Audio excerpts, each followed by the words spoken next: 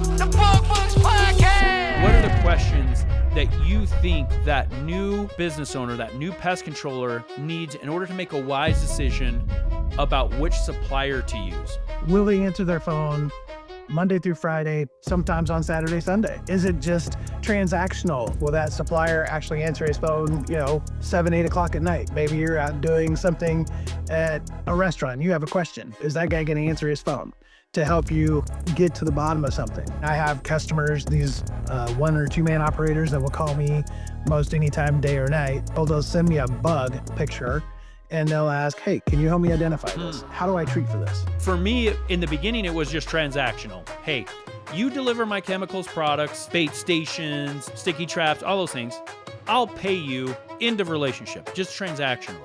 Do you feel like with where pest control is today, and especially for the folks that are trying to get their foothold in a market, that having a deeper relationship, especially with a supplier, is important?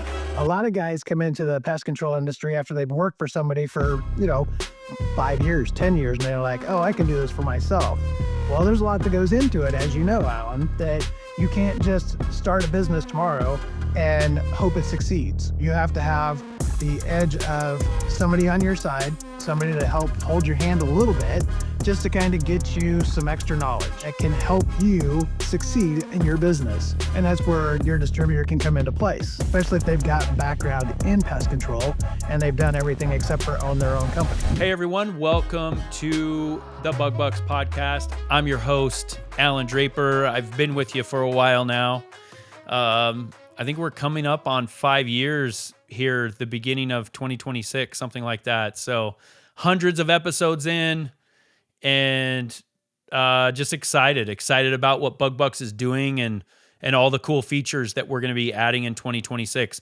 Make sure there's some of you still out there that listen to the show that are not part of our Bug Bux group. We're over 5,200 strong now. That's pest control owners only, BUG, Now, we also have groups for office staff and managers and technicians. So if you have people in your company that you want to send to those groups, tons of information there. There's lots of resources there. But the Bug Bux Owners Exclusive or Owners Only group, you got to be an owner to be in it for a bunch of different reasons. But make sure you go there, Facebook, BUG, and join the group, join the conversation. I think the best part about that group, there's a lot of good things, a lot of good resources. We have vendors and partners and all sorts of stuff. I think the best thing is the emotional support. You have a bunch of people in there that have probably been where you're heading or some facet of it, and so you get that support. So make sure to join that, BUG on Facebook. I'm so excited about our show today and our guest. He has 30 years plus in pest control. His name's Jared Ingalls. He started his career at Augustine Exterminators in 1987. Okay, quickly gained expertise in home improvements, termite treatments, residential and commercial pest control, and sales. He held various leadership roles there, including service sales and operations manager. In 2017, he moved to Pest Management Supply, and he, at that point, was leading the Kansas City branch from 2020 to 2024.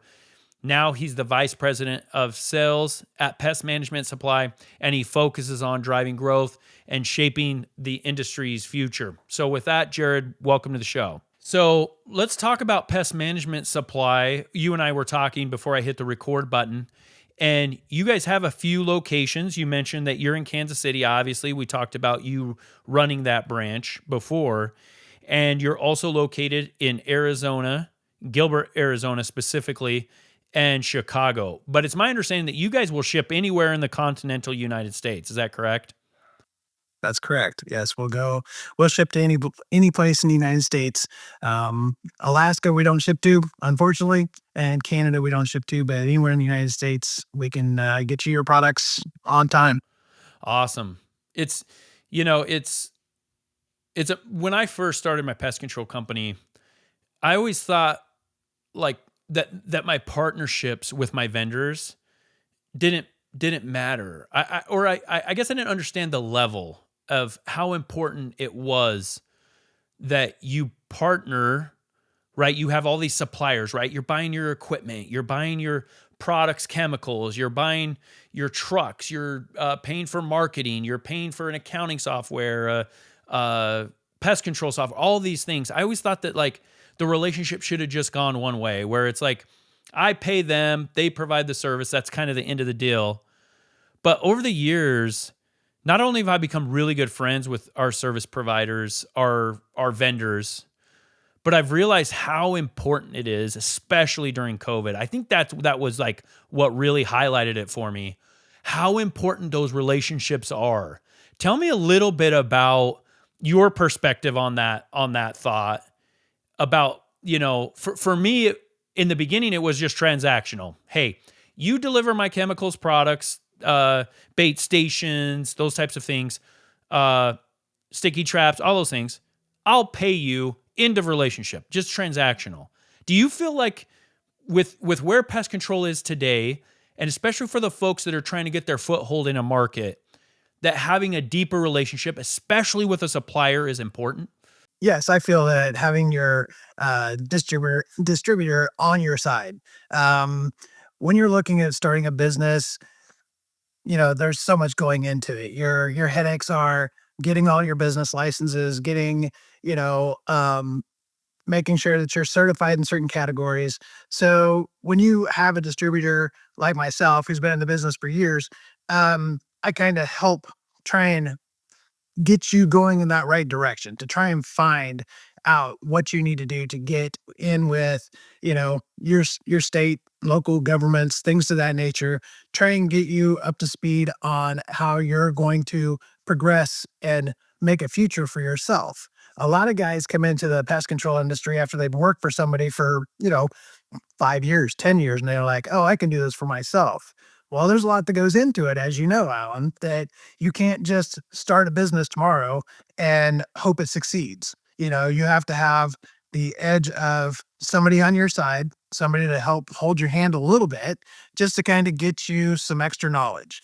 And you want to rely on somebody that has that knowledge that can help you succeed in your business. And that's where your distributor can come into place, especially if they've got background in pest control and they've done everything except for own their own company. Okay. I've helped several small one-man operators get started, and today they're 3 years in and they're doing great. And I'm sure other distributors have done the same, but that's how I look at what I can do and provide for, the one-man operators, the 2 or 3-man operators, even as far as, 15, 20 people in their organization. I feel that Pest Management Supply, we help tailor our family-owned business to their family-owned business. So, Jared, let's say that you talked about folks that had just started their company and how you've helped them. So let's say that I am starting my pest control company. I'm starting it from scratch. Let's say that I came from a different industry, because I actually did, right? What are the questions that you're going to advise me to ask as I'm looking for a provider, a distributor? What are the questions that you think that new business owner, that new pest controller needs in order to make a wise decision about which supplier to use? So that's a good question. What I would look for a supplier is, will they answer their phone Monday through Friday, sometimes on Saturday, Sunday? Is it just transactional? Is it 7 a.m. to 4 o'clock? Will that supplier actually answer his phone, 7, 8 o'clock at night? Maybe you're out doing something at a restaurant. You have a question, is that guy going to answer his phone to help you get to the bottom of something? I do that.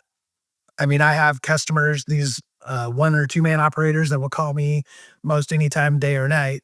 And even, if it's a weekend, they'll call and ask questions, or they'll send me a bug picture and they'll ask, hey, can you help me identify this? How do I treat for this? So looking for someone who's going to be there for you as a partner, not just as a transactional partner. There is a difference. if you're just looking at buying your products, there's a multitude of places you can buy your products. Okay. You can get them online and have no transactional and no relationship, or you can buy them from a distributor. Okay. So, while looking at the distributor side of it is to just make it more of a, partnership and be there for those new customers, and be there for the older customers as well, the ones that have been in the industry for a long period of time.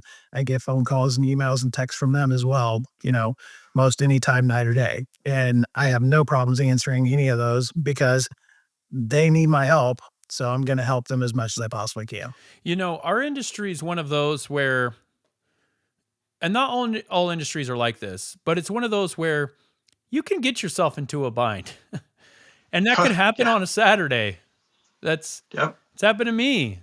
We've had some issues with chemicals and not handling them properly. And we've had issues with identification, or we needed something like right now. And it's just one of those industries where it's nice to be able to have somebody that you can call that has that type of experience, especially on the chemical and the supply side. It's nice to have a contact at a software company where it's like, hey, I have this problem with billing. It's double charging my customers. I need a fix like yesterday. But I feel like in the industry, there's this special pressure, especially where we're licensed. We're regulated, heavily regulated in some states. It's nice to have that relationship where it's like, hey, I always say you need a plan, and then you need a backup plan. Like, hey, let's think worst case scenario. Let's say I have a big chemical spill. What is the first thing I need to do? Who are the people I need to call? What does that look like? And heaven forbid it happen, but having those ducks in a row. Those relationships, and for me, what I've learned over the years is that the relationships don't happen overnight. They don't, right? No. You have to put in the time, and in that has to, include FaceTime, right? And we just had Pest World. It feels like yesterday, but a month and a half ago or so. And that's one of the main reasons why I go and spend a week there is I need to spend time with people. I need that FaceTime to build those relationships, and people need to do that with their vendors.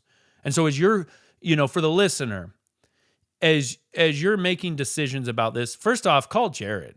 Okay, contact these guys, and do it in a way where it's like, hey, we're just gonna chat with them. I'm gonna fill them out. I'm gonna see what types of people they are and and decide if I, can build these relationships. But have those conversations, right? Don't just blindly, oh, these guys have the lowest price. Like, go with them. Trust me, I made those mistakes. Back in the early days, I was doing a bunch of online ordering, and I was just missing out on this huge chunk of the service aspect of a supplier. And so make sure to do that. So Jared, over the years, we've thought about, we've dabbled, we've purchased, labeled and, private labeled products and bait stations and things like that. Let's talk about that for a little while as we're shifting gears here. Let's talk about why that could be important to a pest control company and what are the benefits of doing something like that. Okay. And I feel personally that you're wanting to get as much of your information out in front of people as possible. So you may not have the money to put it towards television advertising or podcast advertising or Facebook advertising. So you want to get your name out as much as you possibly can. And one of the cheaper ways of doing that is private label glue boards. Okay. You can get private label glue boards, 50 of them at a time, 50 cases. And it's next to not, it's just a few $1,000s. Okay. It's not like private labeling your bait stations, because your bait stations are obviously going to cost you more. Mm-hmm. However, those being on the outside of people's businesses or homes, their neighbors are going to see those. and they're going to, look at that and go, wow, Mr. Jones's pest control is doing my neighbor's house. I need pest control. So they're going to call you because they see it right next door to them. Okay. The other thing with the glue boards aspect of it is that you can also use those as business cards. Okay. When you're out doing a pest control service at Mrs. Jones's house, you can cloverleaf, do one on each side and 3 across the street if you were in a, suburban setting, and you just write your name on there, but you have your logo, everything on it. You can knock on the door. Hey, Mrs. Smith, I'm Jared with such and such pest control. I'm just going to leave you this glue board. I can put it out for you if you like, but, you can put this in your garage. You can put it underneath your sink. You just need to pull this little piece of paper off. It folds up like this, and you kind of give them a little education while you're there. And if, by chance in a week or two, you see something in it, please don't hesitate. Give me a call. I'll come back out. I'll take a look at it. I'll see what it is. If it's something that absolutely needs to be treated for, we'll go ahead and start, some type of treatment at that time. Okay. So with that, it is your business card that you're leaving behind at those homes around that neighborhood. And of course, they're seeing your truck, but not all the time are they home. So Catchmaster actually makes a glue trap that is a door hanger that you can get private labeled, and you can put these on people's doors, and you can sign your name on it, but you can also have your name embossed on it with your logo. Call Jim, and here's my phone number. And what that's doing is it makes it so much nicer because you're actually leaving it behind. When Mr. Smith gets home, he looks at the front door and he goes, "What's that?" And he reads it and he's like, "Oh, this is a glue board. What am I going to do with this?" He may call you and go, "Hey, why'd you leave this on my door?" "Oh, hey, Mr. Jones," and you have a conversation. They're just talking pieces. So if you also go to, say you do a fair, or you're at a street vendor show or something to that nature, like a fruit stand or a market, you could also put your glue boards out on the market. So you could be doing like a fruit stand and have stuff to sell, but also have glue boards there just to hand out to people, or if you're doing the fair, or you're doing, like we have in the Kansas City marketplace, we have what's called Old Settlers every September. And it's just something that happens in one of the cities around us, and you can get a booth. And, one of our local pest control companies that my 2 sons work for, they had a booth and they had a great time, and they handed out glue boards. They handed out, all the other little bling that they, paraphernalia that they want to buy, hats, shirts, things of that nature. But they've been in business just a little while. So, they can afford to do a whole lot more, but it's still part of your advertising dollars. So that's why I feel it's important, is because you need to advertise who you are so people will see that. And if they can see that, they're going to call you before they're going to call ABC Pest Control. They're just going to call you because they see you. Let's talk growth, real aggressive growth. If your company's already doing $1 million or more in revenue, but you're feeling stuck, it might be time for you to call in somebody who plays at your level. Pesty is the marketing agency built for ambitious pest control operators. They work exclusively with companies doing $1 million plus because that's where their playbook works best. Their clients don't just improve, they scale. 3 of them are actually now on the top PCT 100 list. One wasn't even on the radar a year ago. Another moved up 3 positions. Pesty doesn't chase impressions or fluff metrics. They build campaigns that generate qualified leads, own local search, and push serious operators to the front of the pack. So if you're tired of just getting by with your lead flow, visit pestymarketing.com.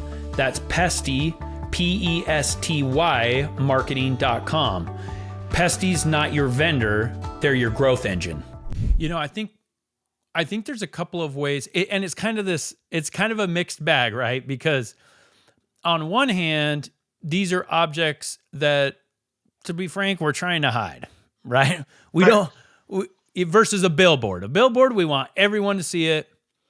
But there's still, despite that, I think there's some value here. And here's why. I feel like, and this is going to sound weird to a lot of pest control folks out there, but you're not the top of mind of every one of your customers. I know, like, Like, you're going to have to deal with that emotionally. But this is your life, right? We're actually in an industry where people don't want to think about us at all, right? They don't want to think about their bug guy, because if they're thinking about their bug guy or gal, they have seen something that they don't want in their house. Compare that with, like, if I were selling Ferraris. Man, people spend all sorts of time looking at pictures, watching videos of Ferrari, all these things. And so but the way that I think the private labeling really comes into play is when two things: retention. People keep seeing that they're already with you. And then also that other retention piece is if they've canceled. I just had a landscaper come out because I needed a bush removed in my front yard and then a couple trimmed and some cleanup of my yard done. And for the life of me, I could not remember who the company was that just did it for me a couple of months ago. That is how pest control works sometimes. Now, so what I'm saying is, if they're not a current active customer, and of course we're going to be remarketing and sending email and other types of communication to former customers, offering them like, hey, let's get you back on board, those types of things. But it's usually in that moment where someone's in their garage, they see some spiders or whatever, and they're like, oh, I need that pet. What was the name of that pest control company? And then they see the bait station. It was Proof, right? Or they see the glue trap, the sticky trap. Oh, it was Proof, and your number's right there. And it's like that's why you'll see like stickers on garage doors. Like, I had an issue with my garage door the other day. I didn't know who it was, and he does an awesome job, and I love this guy. He does a great job for me. I didn't remember.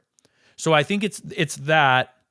And then also, and I think this might be in the smaller group, it's when people, you sell your house. It's like when somebody's buying a house and they're usually new to the area, man, that's a great lead. And they see your sticky trap. And anyway, I think those are great uses for this. Let's talk about pricing a little bit. I'm not going to hold you to anything here, Jared. When we're talking about glue traps, how much more? I think that's one of the hesitations a lot of folks have, is they're like, oh man, I don't know if I have the margin to increase that in my cost of goods sold. How much more is it going to talk, either as a percentage or in terms of a bulk order? And ballpark it. I'm not going to hold you to, because I know there's variables and the market changes, and you guys have vendors, then their things change. But what are we talking about? Right. So let's say that there's 72 glue boards within a box. And let's just use a number of like $30. So 72 divided by 30, those are $2.40 a station. $2.40 times 72. Nope, did that wrong. Yep, did that wrong. It's 30 divided by 72. They're 42 cents a station, a glue trap. Okay. So 42 cents a glue trap. Basically, you're already out there, you're doing your service. Let's say you're charging $150 an hour. They're already paying you $210, let's say, because that's what your average cost is for that size of a home that you're doing. Throwing a couple of glue traps in there is, at 42 cents, that's not a bad deal. No, not at all. And then also giving those away as your cards, as a business card, it's still cheaper than buying business cards in some places. Yeah. Unless you're buying, buying 5,000 business cards, that's where you're going to get a great price break. Buying 1,000 business cards, you get a break. But buying 50 72 count boxes of glue traps and being able to have a tangible thing that someone can actually have, use, and call you from it instead of a business card that they look at. They might snap a photo of it on their phone, or they may look at it, throw it in a pile on their desk, and then about 2 or 3 months later, they clean their desk, and now they don't remember who you are. Whereas if you give them a glue board, they're going to probably hold on to that a little bit longer. They're going to use it because, hey, it's glue. And I want to see if I have a bud problem. Yeah. Especially where you're at in Arizona. I want to see if I got any of the, scorpions coming in my house. Oh, yeah. So, if I've got a scorpion come in my house, I don't want to put my shoe on with that scorpion in it, So I would use that glue board and just see what I find at my own home. And then if I find something, who am I going to call? I'm going to call proof. I'm going to call you. Exactly. I want to make sure that I'm the only person that in the pest control industry, because you have my business card, which is a glue trap. Yeah, And it's only exactly. costing you, let's say it's only costing you 42 cents. So let's talk You about know. that. So to put it in perspective, 42 cents and it's a personalized or a privately labeled glue board. What's the cost of that glue board per unit if it's not personalized? Like, so I'm trying to get at the difference It's there. it's roughly right around the same cost. I mean, Oh, you're the glue traps that I'm looking at, it's called a Digimax by mm-hmm. Catchmaster, and basically you have to buy 50 as a minimum.